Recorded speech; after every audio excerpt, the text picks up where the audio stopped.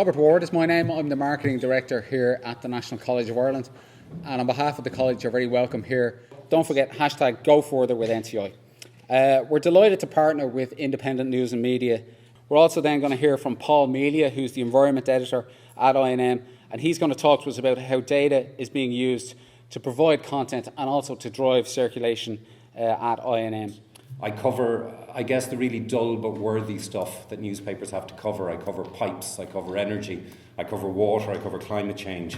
There is more and more data becoming available in these areas that we can use to shape our editorial content. We deal with data every single day. We process information from a wide variety of sources. I'm going to talk about three major projects that we've done in the last year or so in The Independent, using data to tell stories, I guess, in a different way. The first one I'm going to talk about is Crime Nation, which we carried in November last year. The second is probably the biggest data project we ever did, which was the election 2014 coverage. And the third project is the Rent Report, something we did a little bit more recently, where we looked at the cost of renting in Ireland. 1 in 7 people, about 1 in 5 households, currently rent their homes. It's a huge issue. Rents are rising. We looked at how much people were actually paying in around 400 locations around the country. There is no clear picture out there as to what the average rent is. To date, these averages tend to be gleaned from information from daft.ie and other property websites, which is based on the market, the asking price in the market. We used a different source. We used data on actual rents paid as recorded by the Private Residential Tenancies Board in its National Rent Index. There is, I think, about 800,000 tenancies or so registered, so it's a robust source of information.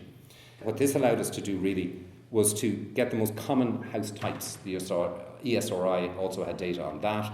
So that was a 3-bed semi-D and a 2-bed apartment. In the cities, we also used a third metric, the most common type of property that was rented. And that basically allowed us to say, here's the average rent across the country, here's what you're paying in your area, here's what the average is. So it allowed people to gauge if they were paying too much or too little. We used this interactive tool here where you could go in and you could actually click down, you could figure out in your town how much the average prices were. That was very useful. It got quite a lot of traffic online.